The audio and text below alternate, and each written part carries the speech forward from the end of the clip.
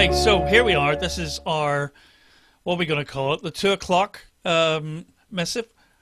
There's too many things going on at the moment, and as the lads here will point out, it's too early. There's a massive increase, I think, in the amount of votes that have actually been put in, which just makes it even more problematic trying to benchmark against 2016. So, but Florida, we seem to be getting some decent information from Florida.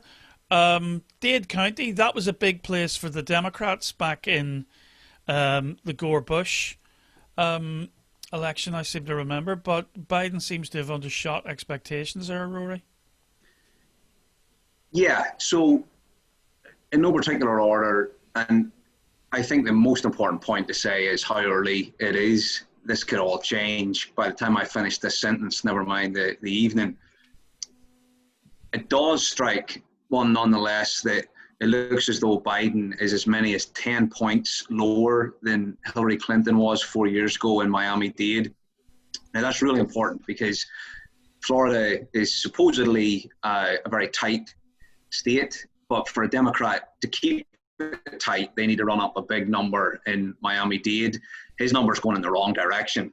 So I think it's probably already possible to say he's going to lose Florida. But maybe what's more interesting about that is how that isn't likely to be an indicator of much else for a couple of reasons. One, in that Miami-Dade area, you've got a huge concentration of Cuban Americans, and I'm told now there's a pretty large concentration of more recent Venezuelans. Now, neither of those groups are anywhere near as populous anywhere else in the country, and it's pretty clear that labeling Biden a socialist has resonated strongly with a lot of those voters. So while it may cost Biden Florida, I don't think you're going to see that pattern play out in other states. What's maybe more interesting about Florida is that although he's, at least the last time I checked, about 10 points down versus 4 years ago in Miami-Dade, it looks like he's actually closed versus 4 years ago in other areas of Florida. And those other areas, those suburban areas, they may be more representative of Midwestern states.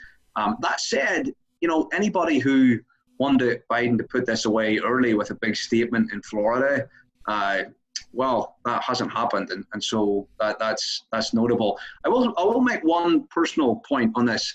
When I first came to the US about 20 years ago, it was to open a canvassing operation, and it did catch my attention, and I thought it went under-remarked that the Biden campaign, because of the pandemic, didn't do street canvassing and door-to-door canvassing, and the Trump campaign very much did. More recently, in recent days, the Biden campaign started trying to pull that back. But there was this debate about, can the election be done without canvassing? Can we do it digitally and through TV?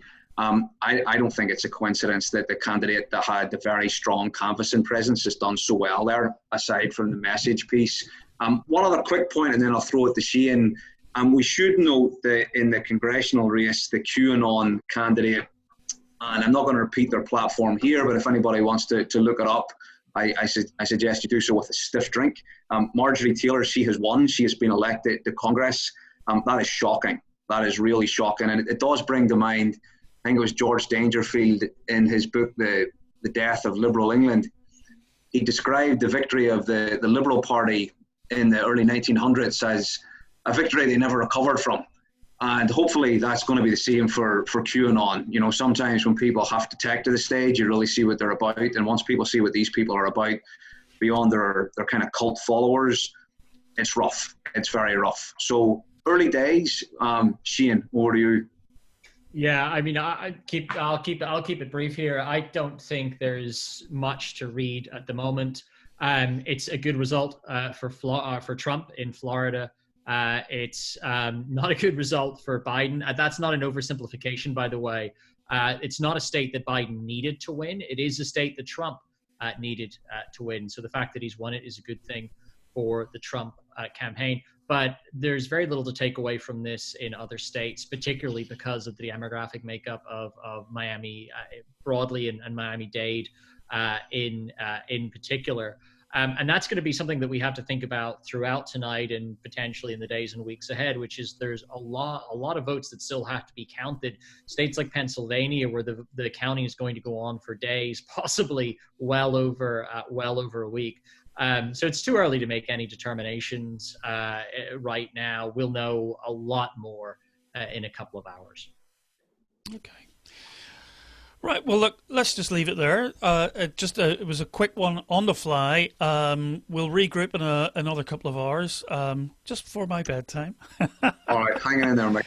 But it's an interesting point you make, Shane. You know, in a sense, one of the consequences of not taking Florida, as it hasn't been declared yet, but that's the way it looks, is we're into those big states that only started counting votes today.